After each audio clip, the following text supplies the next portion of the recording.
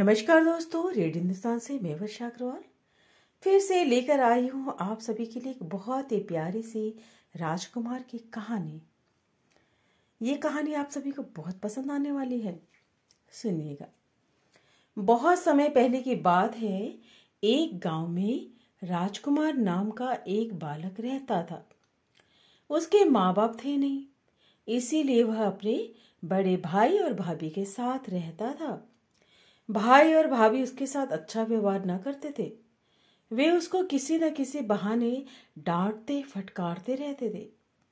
राजकुमार प्राय दुखी रहता था। एक दिन राजकुमार को उसकी भाभी ने खूब पीटा। वह घर से बाहर निकलकर एक पेड़ के पास बैठकर रोने लगा और काफी देर तक रोता रहा, माँ बाप को याद करता रहा। उसे वहां बैठे बैठे नींद आ गई। कुछ समय बाद इधर शेर आया और राजकुमार को उठाकर जंगल की ओर ले गया। जंगल में काफी दूर निकल जाने के बाद शेर ने सोचा कि अब बालक को खाया जाए। ऐसा सोचकर बोझ को उसने नीचे रखा। केवल कपड़ों को देखकर वह अपने आप से बोला, लो, यह तो राजकुमार के कपड़े ही कपड़े हैं, वह तो नहीं है। लगता है राजकुमार कहीं रास्ते में कपड़ों में से खिसक गया। ऐसा सोचते हुए शेर उसकी तलाश में उल्टे पांव लौट गया। वास्तव में राजकुमार रास्ते में ही गिर गया था। जैसे ही शेर आगे बढ़ा, वह उठा और पूर्व दिशा की ओर तेजी से कदम बढ़ाता हुआ बढ़ने लगा। कुछ दूर चलने पर उसकी नजर गौशाला पर पड़ी। वहां कोई उस गौशाला की देखभाल नहीं कर रहा था। केवल कुछ गाय और कुछ बच्चे, काफी सारा दूध, मक्खन, सूखा पनीर भी वहां रखा हुआ था। राजकुमार को लगी बड़े जोरों की भूख। उसने बहुत सारा पनीर मक्खन खाया और दूध पिया जमकर। फिर गौशाला की सफाई की। सब काम कर गौशाला के बाहर एक वृक्ष के नीचे आकर बैठ गया। कुछ देर बाद उसे नींद आ गई। शाम के समय लंबे लंबे नुकीले सींगों वाले बैलों को देखकर अचानक शाम के समय उसने देखा कि एक नुकीले सींग वाला बैल आ रखा है उसके पास ही। उसे देखकर वह डरने लगा। गौशाला पहुंचते बैलों ने देखा कि गौशाला की तो बड़ी सफाई की गई है। देखने पर मालूम हुआ दूध मक्खन भी गायब है। अवश्य ही आज हमारी गौशाला में कोई आया है।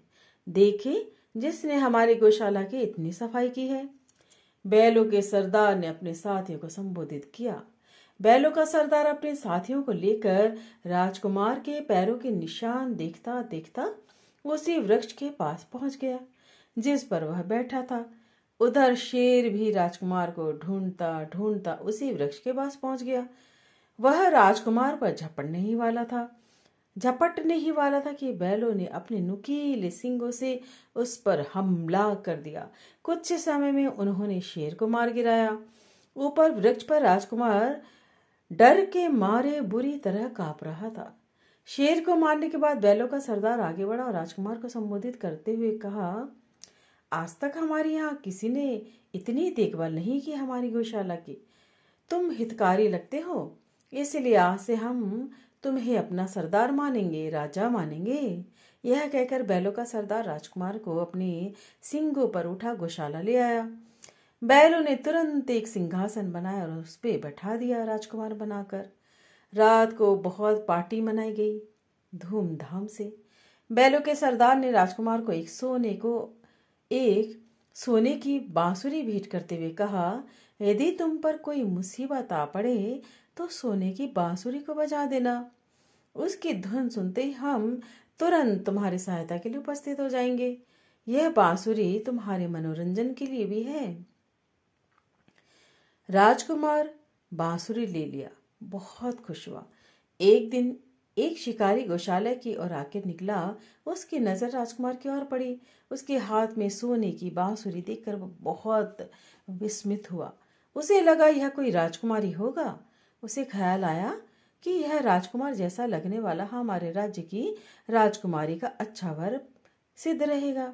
इस प्रकार राजकुमारी जिसको राजा ने 12 तालों के भीतर बंद कर रखा था, अंधकारमय जीवन उज्जवल भी हो जाएगा।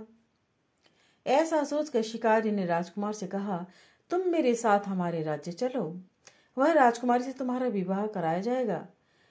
नहीं, मैं यहाँ गौशाला में ही ठीक हूँ, कहते हुए राजकुमार ने उसके साथ चलने से इनकार कर दिया।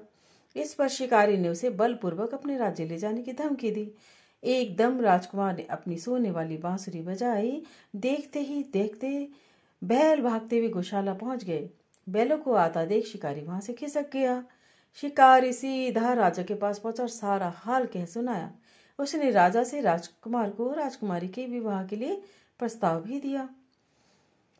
बहुत सोच विचार के बाद यह तय हुआ कि महल में उपस्थित जादूगरनी को इस काम के लिए जंगल में गौशाला भेजा जाए। जादूगरनी को भी इस काम के लिए भेजना आसान न था। भारी इनाम का लोभ देकर उसे इस काम के लिए तैयार किया गया। अगले दिन जादूगरनी कौवे का रूप धारण करके गौशाला पहुंची। राजकुमार अपनी बांसुरी बजा रहा था। जादूगरनी ने वृक्ष पर बैठकर कां कां कां की रट लगाई। राजकुमार को क्रोध आ गया। उसने जलती लकड़ियां कौवे पर फेंकी, पत्थर फेंके, परंतु कौवा तो विचित्र था। एक वृक्ष से दूसरे वृक्ष पर इतनी फुर्ती से उड़कर जाता कि राजकुमार का कोई वार काम न आया। अंत में राजकुमार ने आवेश में वह सोने की बांसुरी ही उस पर दे मारी। कौवे ने बांसुरी पकड़ी और महल की ओर उड़ गया। जादूगरनी ने बांसुरी राजा को देते हुए, बांसुरी के बिना अब वह कुछ भी नहीं कर सकता। आप अपने आदमियों को भेजकर राजकुमार को पकड़वाकर यहाँ बुलवा सकते हैं। राजकुमार ने ऐसा ही किया। राजकुमार को राज्य में लाया गया। राजकुमार ने उसे भी 12 तालों के भीतर उसी अंधेरे कमरे में डाल दिया जिसमें राजकुमारी बंद थी। राजकुमार बिना सोने की बांसुरी के अब असहाय था। एक दिन राजा राजकुमार से मिलने अंधेरे कमरे में गए। लौटते समय सोने की बांसुरी वहीं भुलाए। राजकुमार ने बांसुरी उठाई और बजानी शुरू कर दी। देखते ही देखते बैलों ने महल को घेर लिया। राजा के महल को वे सींगों पर उठाने के लिए तैयार हो गए। राजा घबराया व बाहर आया। हमारे राजा राजकुमार को हमें लौटा दो, बैलों ने कहा, नहीं तो हम महल को नष्ट कर देंगे। नहीं नहीं, यही नहीं, साथ में राजकुमारी की शादी भी हमारे राजा से करो, बैलों के सरदार ने राज्य के राजा से कहा। राजा ने न केवल बैलों की सरदार की ये बातें मानी, बल्कि राजकुमार से राजकुमार के विवाह के साथ साथ आधा राज्य भी दहेज में दे दिया। बैल राजकुमार और राजकुमारी को लेकर गौशाला लौट गए। वहां एक सुंदर महल बनाया जहां राजा रानी